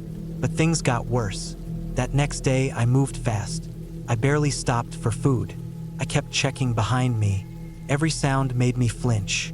Once, I thought I saw movement through the trees, a figure in dark clothes maybe 50 yards behind. But when I stopped and stared, it vanished. No sound, no movement. I didn't know if I was losing it. Later that day, I found something that made my stomach drop. About 5 miles down the trail, I saw a pile of sticks. Not random. They were stacked in a shape like a small teepee, right beside the path, tied together with something, vines or rope. It looked deliberate. I don't know what it meant, but it hadn't been there before. The dirt around it was disturbed. Someone had placed it there recently. That was when I finally knew for sure. I wasn't imagining it. I was being followed. That night, I camped in a new spot, not the one I had planned. I went off trail a bit, set up near a boulder outcrop where I could watch the path below. I didn't use lights. I didn't cook. I stayed in the tent, completely still, with my shoes on and my gear packed. I barely even blinked. In the dead of night, I heard the sound again. Soft, careful steps. They stopped and started, like someone trying not to be heard. But they were close, closer than before. My tent was slightly hidden behind some rocks, and I could hear the steps move past where the trail should be, then stop. No other sounds, just breathing, not mine. I could hear it, slow, steady breathing, just beyond the rocks. I stayed frozen. Minutes passed, then more steps, then nothing. I waited until first light and bolted. I didn't eat, didn't refill water. I just moved. I followed my GPS toward the loop's end, but I took shortcuts, dangerous ones. I slid down slopes, scraped my arms on brambles, crossed over unstable logs just to put distance between me and whoever that was. By mid-afternoon, I reached a ridge that overlooked the gravel area where I had left my car. I could see it still parked, no one else there, but something was off. As I got closer, I saw movement near the tree-line. A figure, standing still, half hidden behind the trees, watching the parking area, watching my car. I dropped to the ground and waited. My heart felt like it was going to explode. The figure didn't move, just stood there. I couldn't see a face, couldn't see any details. Just dark clothing, maybe a hood. I stayed still for nearly an hour. When I looked again, the figure was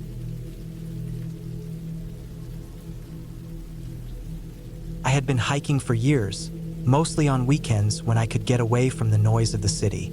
The trails in my state weren't too extreme, but I had gotten used to planning carefully and packing the right gear. Most times I went alone, not because I didn't have people to go with, but because I liked the quiet. I liked not talking, just walking, hearing my own boots hitting the dirt and listening to the wind move through trees. That silence was something I never found in the city. Felt real, like nothing else mattered. That weekend, I picked a trail I hadn't tried before. It was supposed to be a quiet loop trail, about 11 miles long, somewhere in the northern part of the state near a stretch of woods that bordered private land. I had found it on a hiking forum, buried in a long thread with barely any comments. It wasn't official, just something a few backcountry people had mapped and used. That should have been my first clue to stay away, but I was looking for something new, something quieter than usual. I didn't want crowds. I wanted isolation, and this place seemed to promise that.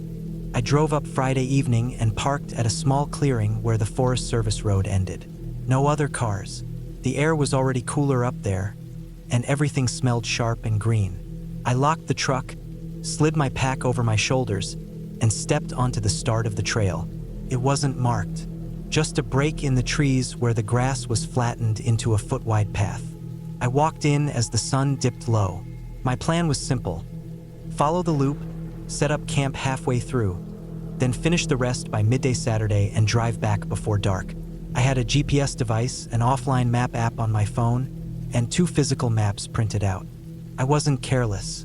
I'd brought a first aid kit, extra food, a headlamp with fresh batteries, a backup flashlight, water filters, and a light emergency beacon that could send a distress signal. I packed extra socks and a wool blanket even though I had a sleeping bag. I wasn't new to this. The first few miles were uneventful. Just dirt trail, low brush, and tall trees, mostly fir and pine.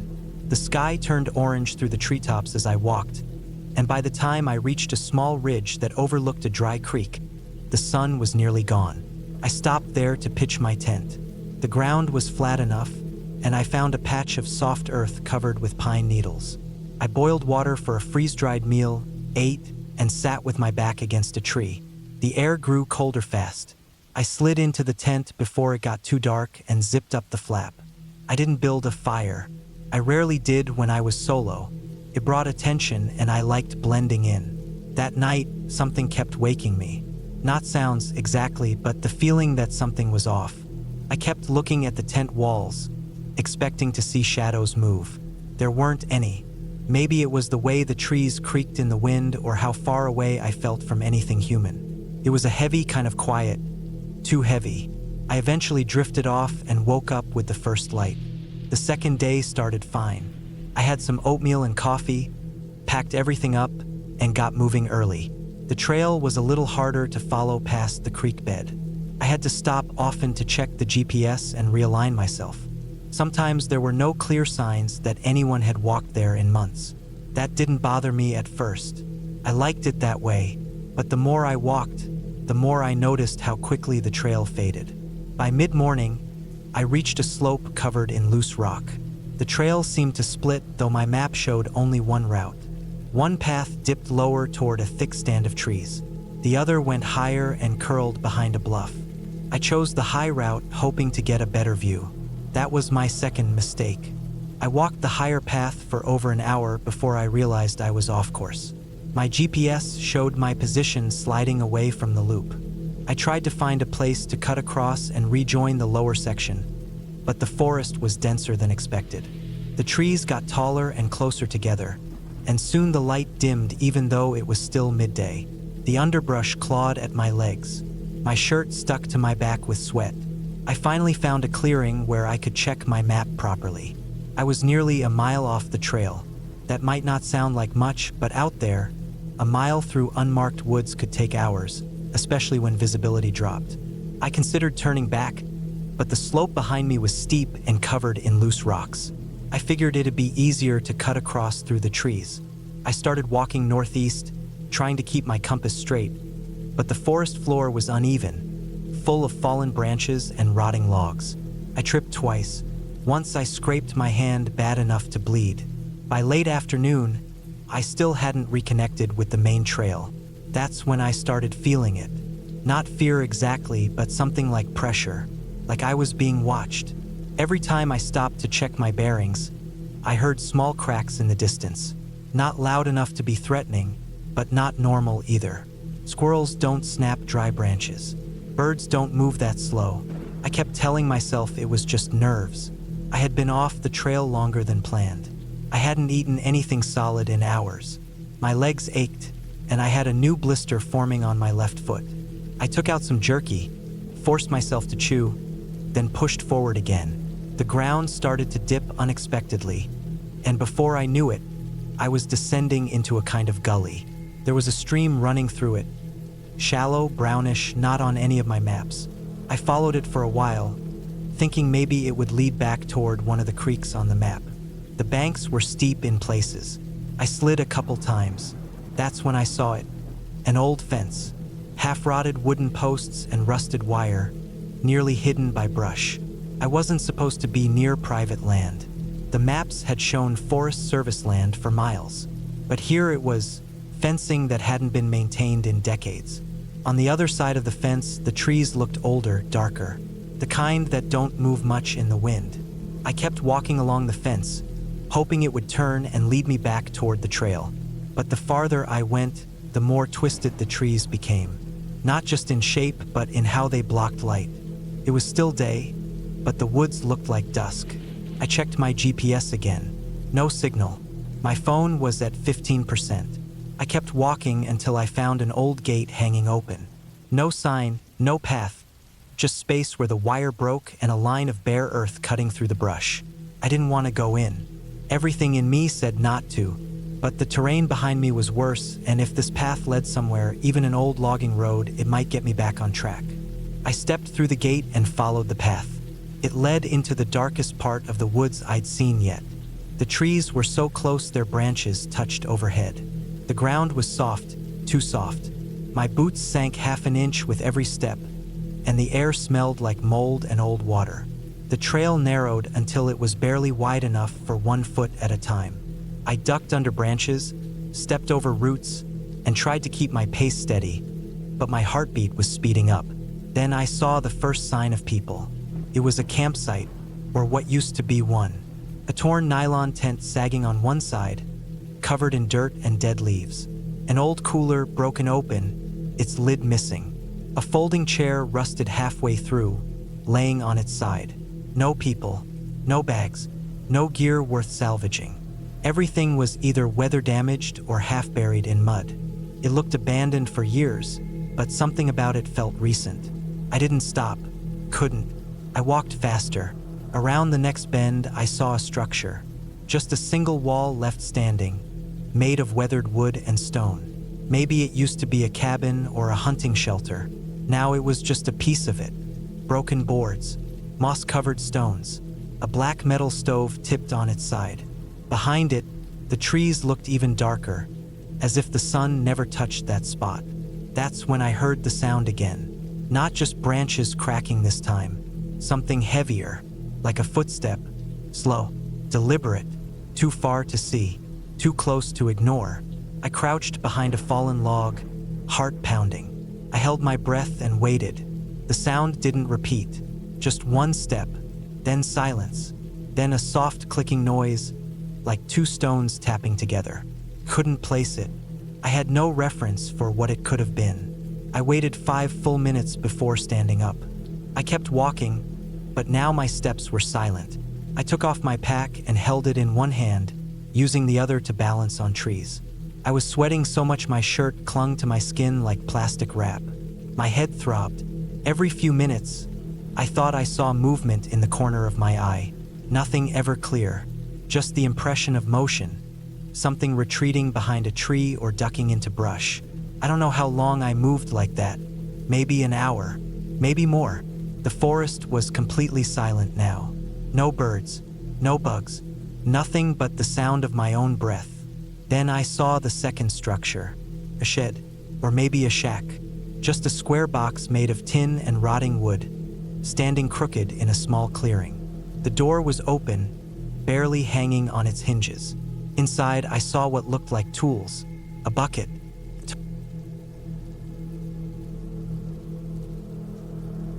I always preferred hiking alone. It gave me peace, space to think, and a break from the constant buzzing of the world.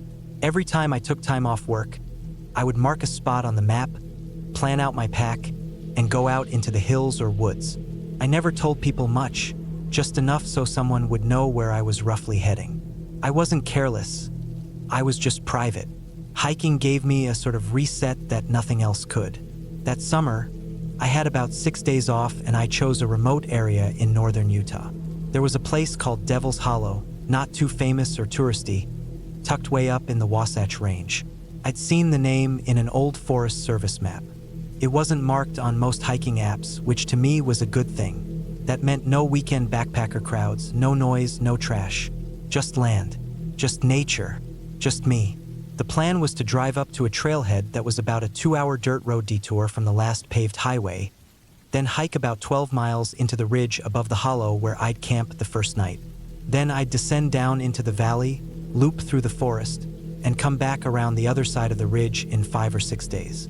The elevation wasn't extreme, but the terrain looked rough, and I figured I'd have to bushwhack through some of it. I liked that. I got there just past noon on a Monday. The trailhead wasn't much of a parking area, just a flattened patch of dirt surrounded by pines and dry brush. There were no signs, no markers, just the start of a narrow, overgrown path heading into the trees. The air was hot, dry, and full of pine and dust.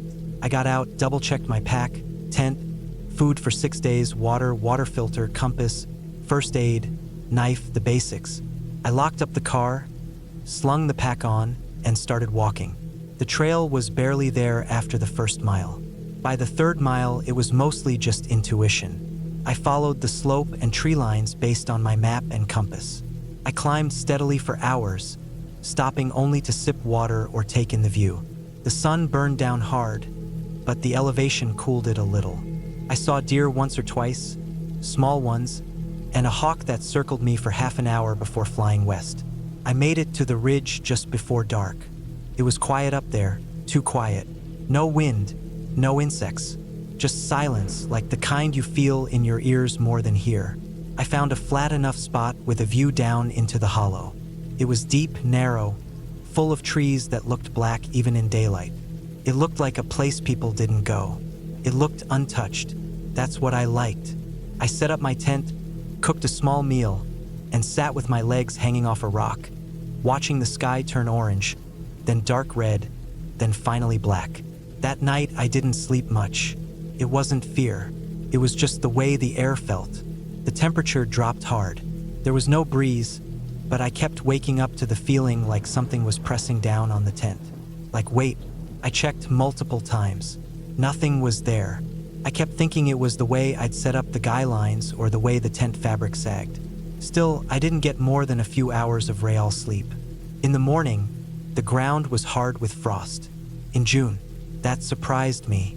I packed quickly, wanting to get off the ridge and down into the valley where it would be warmer and there'd be water. I hadn't seen any streams the day before, and my bottles were nearly empty. The descent into the hollow took longer than expected. The slope was steeper than the map made it seem, and I had to move carefully. I slipped more than once. One time I slid nearly 20 feet down a gravel patch, scraping my hand and my leg, but didn't break anything. I reached the bottom by midday. The air there was still and cool. I was in the shade now. The trees were packed tighter than I thought they would be. No clear trails, no wildlife sounds, no birds. I made my way through thick brush and fallen trees for hours, checking my compass often, trying to stay in the rough direction of my loop. I passed a few dry creek beds, but none with water. That worried me. I rationed my last water bottle, taking small sips every hour. The ground was spongy and soft in some places, like it had rained days ago. Still no streams. That night, I camped near a stand of dead trees.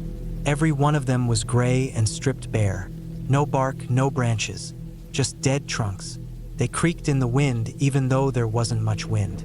I set up the tent quickly, ate a cold meal from my pack, and crawled into my sleeping bag. I woke up around 2 a.m. I don't know why. There was a sound. Something heavy cracking through the trees maybe 30 yards from my tent. Then silence. Then another sound closer. A shuffle. A thud. Like something dragging. I didn't have a weapon, just a knife. I pulled it from my boot and held it tight. I waited. Minutes passed. Then I heard something again, closer still. It sounded like breathing. Not an animal huffing or sniffing, just slow, steady breath, in and out. Felt like it was right outside the tent. Couldn't move. I didn't dare make a sound. Then nothing. I don't know how long I stayed like that, knife in hand, holding my breath. I think I eventually fell asleep from sheer exhaustion. When I woke up, the ground outside the tent was covered in frost again. There were drag marks through the frost, like something had been pulled. I told myself it was an animal, maybe a deer, maybe a bear, but the drag marks were straight lines. No paw prints, no hoof prints, just two long, narrow marks like lines in the frost, leading into the trees. I packed quickly. I didn't eat. I just moved. The next 2 days were the same silent woods, no trails, no water. My mouth stayed dry. My legs ached from pushing through brush and climbing over logs. Every night I heard noises. Every morning I found frost and strange marks. Once I found something worse. On the 4th morning, I woke up and unzipped the tent. Sitting on the ground outside, right next to the tent door, was a pair of old hiking boots. Not mine. They were wet and covered in mud. One of the laces was snapped. Inside one boot, I found a torn piece of map. It was the same forest area, the same route. It was marked in red ink. The ridge I'd camped on was circled. So was the hollow. I don't remember putting the boots in my pack, but I did. I think I was too tired to think straight. I started hiking again. At some point, I lost track of time. I couldn't tell if it was the 5th day or the 6th. I kept seeing trees I thought I had seen before. The terrain looked the same in every direction: hills, rocks, brush. Every time I looked at the compass, it felt off. Not broken, just strange. It would shift slightly, like it couldn't decide. By the time I saw the cabin, I didn't care if it was abandoned or not. I just wanted shelter, water, place to rest. It was tucked between trees near a dry creek bed, leaning to one side. The roof sagged. The windows were broken or missing. There was a metal chimney that looked rusted clean through. I dropped my pack, stepped inside. The place stank of old wood, mold, maybe something else. There were broken chairs, a small stove, a table with one leg snapped off. The floorboards groaned. I checked each room. There were 2. One had a bed frame without a mattress. The other had a pile of torn clothes in one corner. I didn't want to look too closely. I stayed there that night. I didn't even set up the tent. I just rolled out the bag in the corner farthest from the windows and doors. I slept with the knife in my hand again. I woke up to water dripping. Rain. It hadn't rained in days, but now it poured. I stepped outside and let it hit my face. I held out my bottle, caught what I could, then filled my filter bag from the puddles forming in the old metal gutter. I felt better after drinking, more awake, more alert. Then I saw the footprints. Not mine. Bare feet. One set, coming out of the woods and stopping just before the cabin steps. Just one set. No return prints. Just there. I looked around but saw nothing. I left in the rain, soaked and cold, but I didn't care. I walked faster than I had in days. I didn't stop to rest. I moved west, toward where I thought the trailhead should be. My legs burned. My shoulders ached from the weight of the pack. But I didn't stop. I kept glancing back, even when there was no sound behind me. Late that day, just before dark, I found the old trail again. It wasn't marked, but I recognized the slope of the land. The tree line shifted just enough. My feet moved faster, almost running. I passed a rock I had sat on days ago. Then I saw the clearing. My car was there, dust-covered, waiting. I dropped my pack by the car door, unlocked it with shaking hands, got in, and just sat there, breathing. When I finally looked back through the windshield, I saw one last thing. On the hood of the car, right above the left headlight, were 2 wet footprints. Bare feet, like someone had stood there in the rain, looking in. I drove. I didn't stop until I reached a motel 2 hours south. I showered twice, slept with the lights on. The next morning, I pulled the boots from my pack and left them in the I had been hiking solo for a couple of years before everything went bad. It was something I started doing after a bad breakup, just going out into the mountains or desert, shutting off my phone, and walking until my legs hurt. There was something about being away from people and noise and traffic that made everything feel clean and simple again. I liked the silence. I liked being in places where no one knew where I was, or at least I did. It was late October. Not cold yet, not really. Just dry, with that brittle wind that comes through dead leaves and makes your skin crack. I had been planning to hike a loop in a remote part of southern Utah. I found it on a map I bought at a gas station on the drive down. The place was called Cotton Ridge Canyons. It wasn't in any of the big guidebooks or websites. There weren't trail markers or developed campsites or park rangers. Just red rock canyons, dry riverbeds, some game trails, and not much else. That was what drew me to it. The plan was a 3-day solo loop. I parked my car at a dirt pull-off at the end of a barely used BLM road. It took almost 2 hours to drive there from the last paved highway. I packed light: a tent, a small first aid kit, some dehydrated meals, a knife, and 2 water filters since there weren't supposed to be many sources. I also brought a satellite beacon, but I hadn't turned it on yet. It drained battery fast. I told myself I'd only use it in a real emergency. I never thought I would need it. Day 1 was fine, uneventful. I followed a dry wash that cut through red stone cliffs and dropped into a slot canyon. The rock walls were tall and warm to the touch. I kept a steady pace and only saw a few boot prints that looked old, almost brushed away by the wind. No trash, no signs of people. Just the sound of my boots grinding sand and the occasional echo from a bird high above. I made camp in a natural alcove on a ledge above the canyon floor. From there, I could see the stars come out. There was no moon, so the stars were sharp and cold. I ate a freeze-dried dinner sitting on a rock and stared out into the blackness. I didn't build a fire. There was no wood anyway. That night, I thought I heard something. Just once. A thud down in the canyon. A sound like someone stepping onto a rock and shifting their weight. It was probably a deer or maybe just a rock falling. I told myself that and went back to sleep. I started the second day early, packed up and pushed deeper into the canyon system, then followed an old animal trail up toward a ridge. I was supposed to cut across a plateau and loop down through a second canyon, making my way back around to the car over the course of the next day and a half. The climb up to the ridge was the first hard part. I had to use both hands to scramble up a steep slick rock slope. The sun was up now, and it was already getting hot. The sandstone was rough and dry under my palms, and every step sent small pebbles skittering behind me.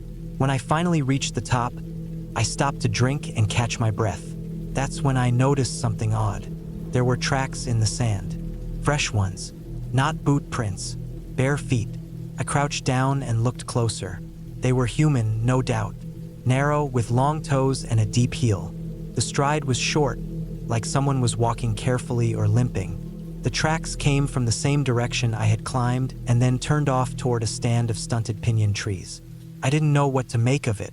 I hadn't seen anyone. I hadn't heard anyone. I thought maybe it was someone camping nearby who liked walking barefoot, which didn't make much sense in that kind of terrain. Or maybe someone got lost. Maybe someone in trouble. I looked around but didn't see anyone. No tents, no gear, just wind and rock and space. I kept walking. Around noon, I stopped to rest in the shade of a boulder and eat a protein bar. My shadow was short and sharp, and I could feel the heat reflecting up off the stone. That's when I noticed the feeling. It's hard to describe exactly. It wasn't fear. It was more like being watched. That sense you get when someone is behind you in line, standing a little too close. The skin on the back of my neck tingled. I turned around slowly and scanned the ridge. Nothing. But I knew something was off. I had been hiking alone for years and never felt that way before. The wind was still. There were no birds. Even the flies seemed to have vanished. I told myself it was just my imagination and kept going. That afternoon, I reached the rim of the next canyon. It dropped sharply, a huge U-shaped bowl of red stone. My route was supposed to descend the eastern wall and then follow the canyon floor back toward the start of the loop. I found a narrow path leading down, probably a game trail or maybe made by flash floods. It looked steep but manageable. I started the descent carefully. I planted each foot slowly, leaning into the slope. The edge of my boot slipped a little on some loose scree. I caught myself. Then I took one more step and everything gave out. My left foot landed on a patch of sand-covered stone. It slid. My whole body shifted sideways. I felt weightlessness, then hard impact. I slammed onto my right side and rolled. Pain shot through my knee and hip. I slid down a dozen feet, scraping against rock, before coming to a stop. For a few seconds, I couldn't move. When I tried to stand, white pain flared in my leg. I shouted, or maybe just gasped. My breath caught. My right leg wouldn't take weight. I sat back down, breathing fast, sweat dripping down my face even though it wasn't that hot anymore. I rolled up my pant leg. My knee was already swelling. I could see a deep scrape and maybe something worse underneath. It didn't look broken, but something was definitely messed up. I was stuck. I couldn't hike out that way. I'd have to crawl back up or find another way down and out. The sun was dropping. I needed to get to flat ground and find a place to rest. I checked my pack. My water bottle had a crack but wasn't empty. My beacon was still there, but I didn't turn it on yet. Part of me still thought I could handle it. I didn't want to admit that I needed help. Not yet. I slid down the rest of the slope on my backside, using my good leg to push and guide me. It was slow, painful, but it worked. I reached the canyon floor just as the light started to go orange. I made camp there. No tent, just my sleeping pad and bag under a ledge. My knee throbbed with every pulse. I took a couple of ibuprofen and wrapped it tight with my backup shirt. That night, I saw someone. Not clearly, just movement. I woke up after midnight to a sound, a scraping of rock against rock. I sat up, holding my breath, and looked toward the canyon wall. At first, I thought it was a shadow, but shadows don't move like that. It was a person, barefoot, slim, moving slowly along the base of the wall, half hidden by the rock and brush. They didn't have a backpack or gear, just a dark shape in the moonlight. I froze. My heart pounded so loud I was sure they could hear it. They stopped and looked my way. Couldn't see a face, just the shape of a head turning. Then they backed away and disappeared into the darkness. I didn't sleep the rest of the night. In the morning, I turned on the beacon. The red light blinked every few seconds, sending out the SOS signal. But I knew it could take hours, maybe a whole day, before anyone picked it up. That's how remote the place was. I rationed my water, ate half a protein bar. My leg felt worse, couldn't stand. I dragged myself along the canyon floor a few yards at a time, trying to get closer to a clearing where I could be spotted more easily. That afternoon, I found something. It was a pile of stones, stacked deliberately, just off the main canyon floor. At first I thought it was a cairn, a trail marker, but it wasn't. It was a little pile of bones, rabbit bones, picked clean, arranged in a circle. Next to it, a shoe, a child's sneaker, dirty, sun-faded. I felt a kind of slow panic start to rise. Not a scream, not an outburst, just a cold sinking inside me. I turned around. The barefoot prints were back, in the dust, right behind where I had crawled. They hadn't been there when I passed that spot earlier. They were fresh. I crawled faster. My leg was screaming, but I didn't stop. I moved like an animal, dirt in my fingernails, elbows scraping, sweat and dust all over my skin. That night, I didn't set up anything. I just laid flat behind a boulder and waited, knife in hand. Sometime after midnight, I heard breathing, soft, steady, just past the rock. Then nothing. I never saw them again. Late the next day, I heard the sound of a chopper. I crawled out into the open, waving my arms, and the helicopter passed overhead. Then it came back, hovered. I saw a figure inside waving. They landed in a dry flat half a mile away. The rescue team helped me on board, gave me water, asked questions I didn't answer. They flew me back to the nearest town.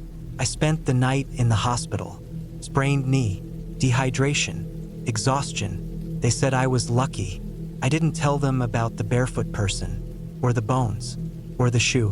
Back at home, I looked up missing persons reports for that area. There were a few, old ones. I went hiking last year in early September. I had just turned 30 and wanted to spend a few days away from the noise, somewhere out in nature where there was no phone service, no city lights, no pressure. I had done a lot of hiking before, and I had already completed most of the popular trails in my state, so I wanted something different, something a little more remote, a little more isolated. After a bit of online research and looking at topographic maps, I found a long trail that looped through a national forest in the north. It wasn't a tourist spot. It didn't have reviews or YouTube vlogs about it.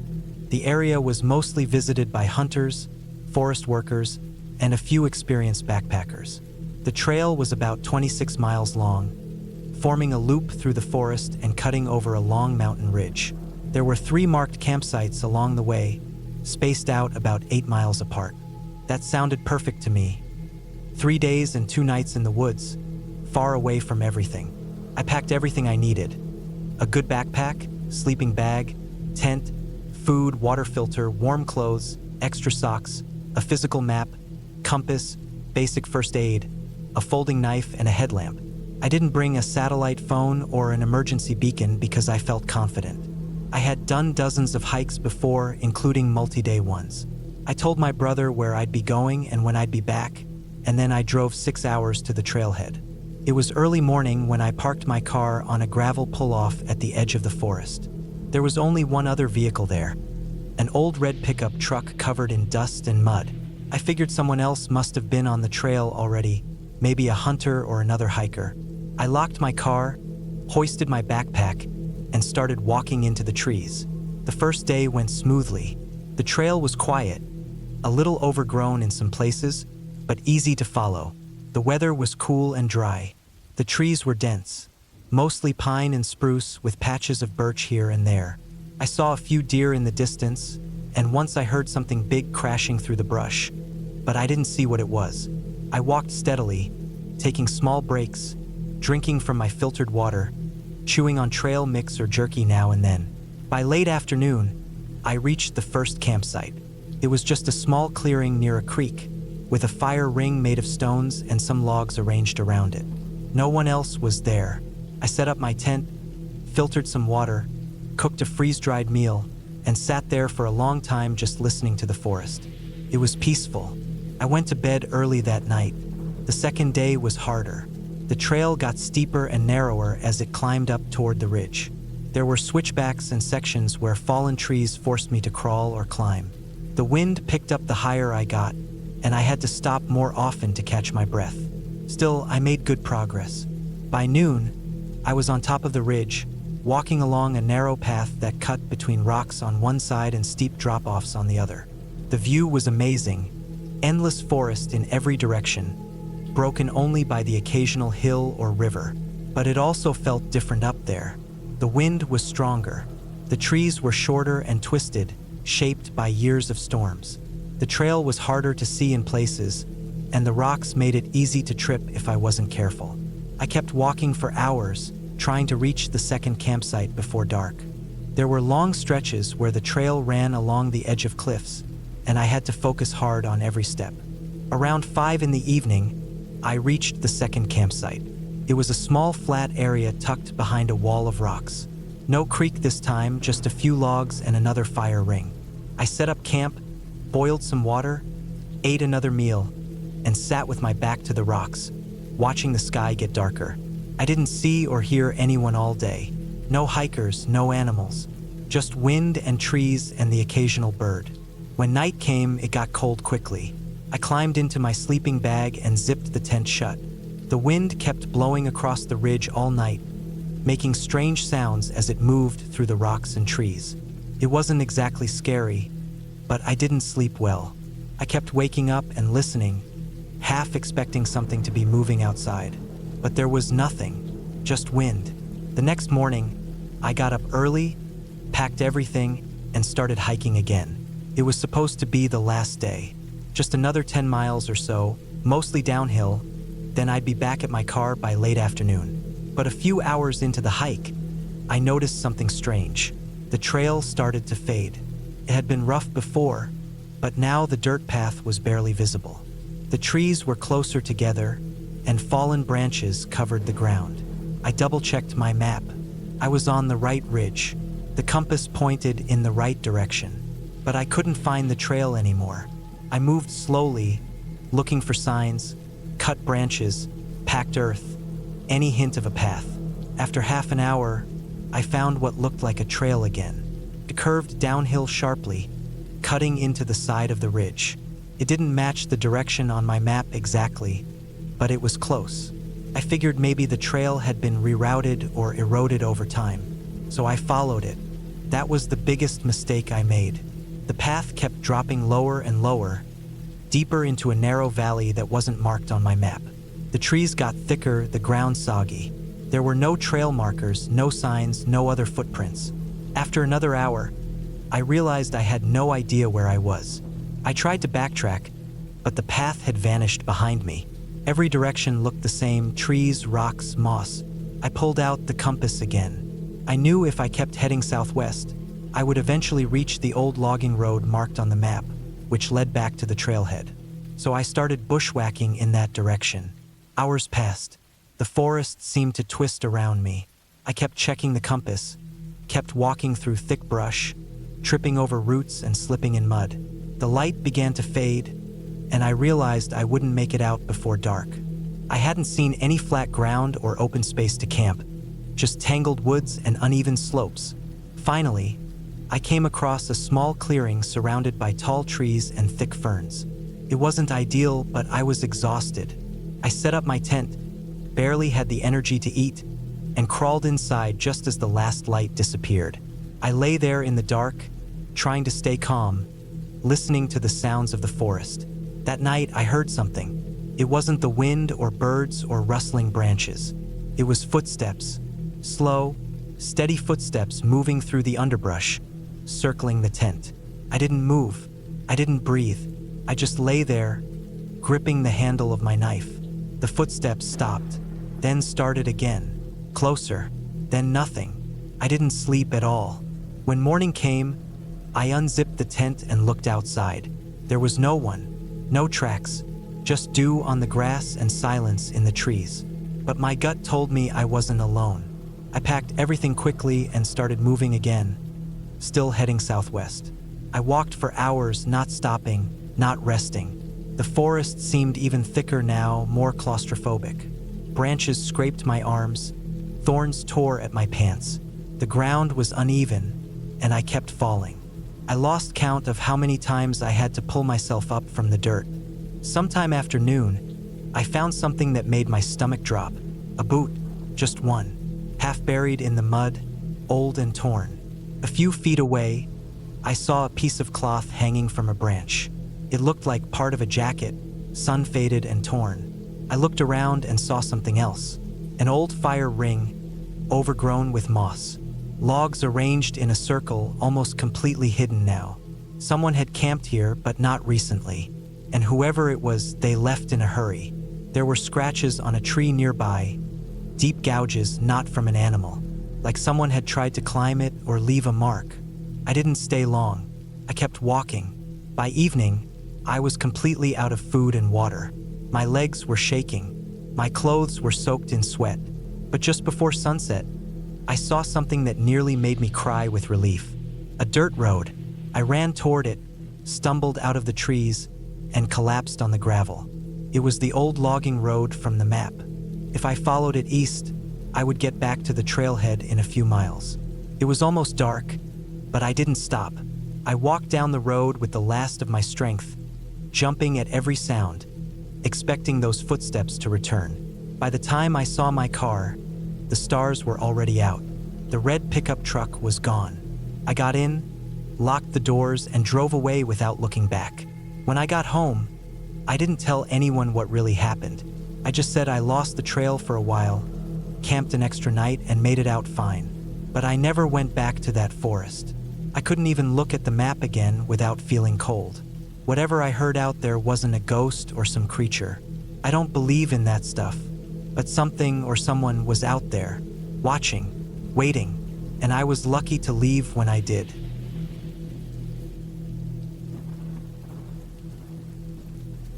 I had always loved hiking alone. I don't really know when it started.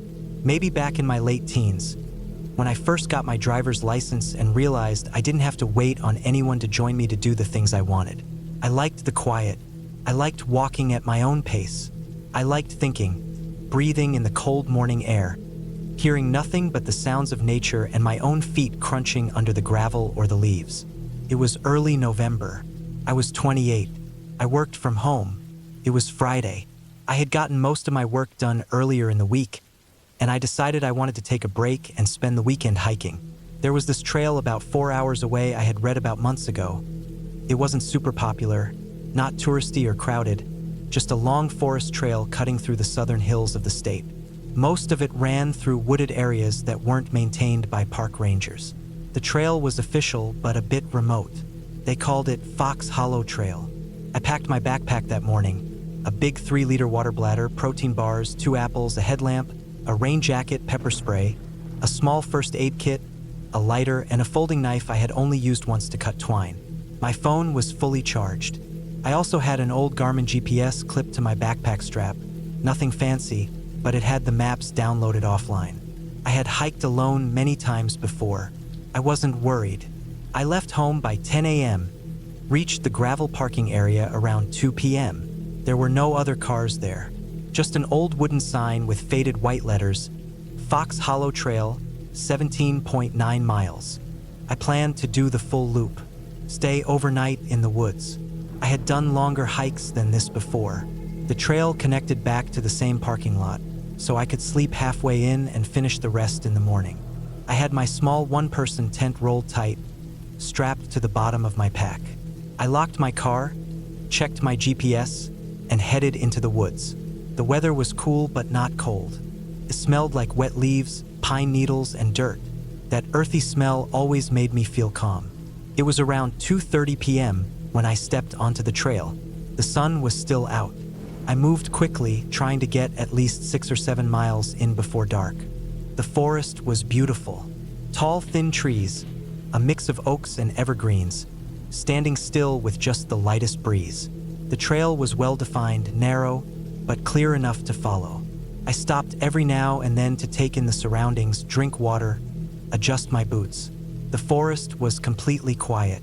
No other hikers, just the occasional rustling of a squirrel or bird high above me. I had gone about 2 hours in when I first noticed the change.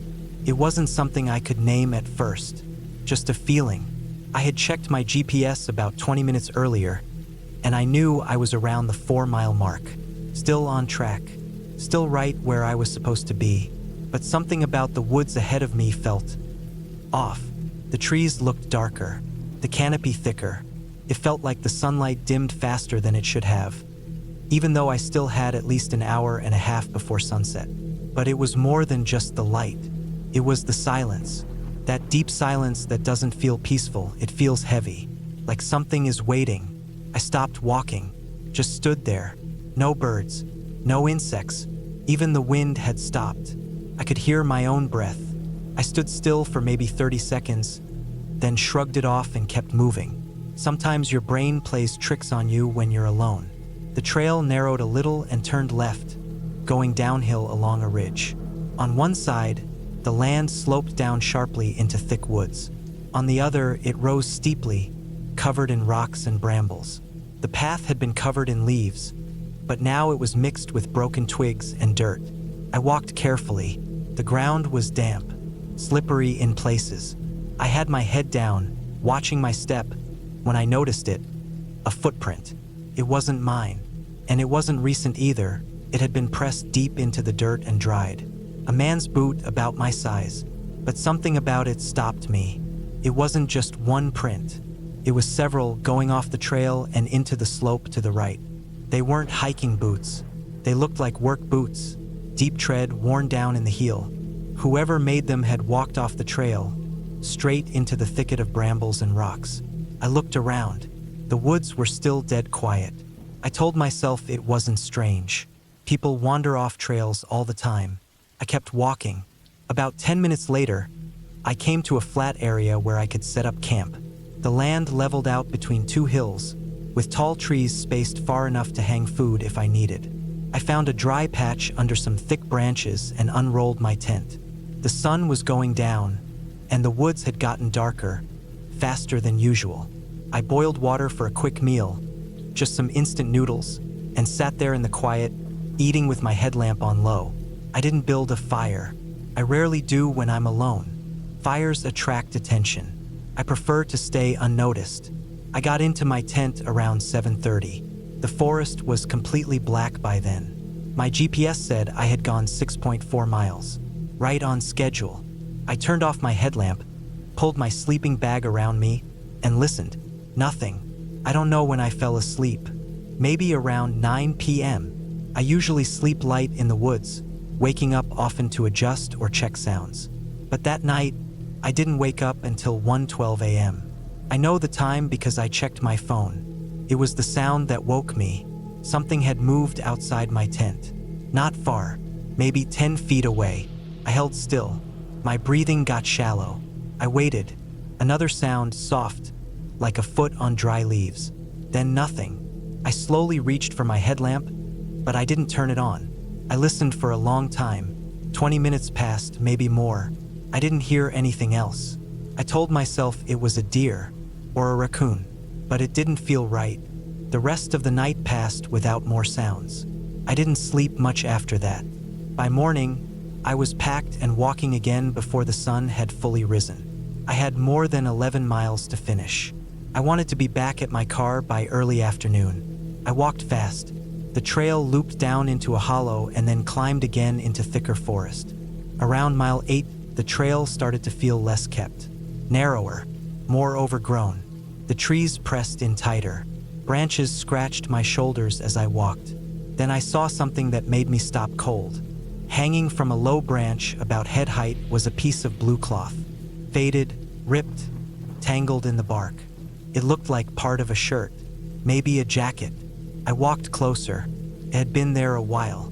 The edges were frayed, but it hadn't been there forever. The color was still visible. I looked around. No other sign of anything. Just that one piece of cloth hanging like a warning flag. I kept walking. A few minutes later, I saw more footprints. Not new, but they hadn't been there yesterday. I was on a different part of the trail now. These prints were fresher than the ones I saw before. Still boot tracks. Deep, same kind of sole. They followed the trail for a while, then veered off again, this time to the left, down a steep slope into thicker brush. I stood there and stared at them. Something was wrong. I had the feeling that I wasn't alone out here, that someone was moving through the woods, just out of sight. Someone who didn't want to be found.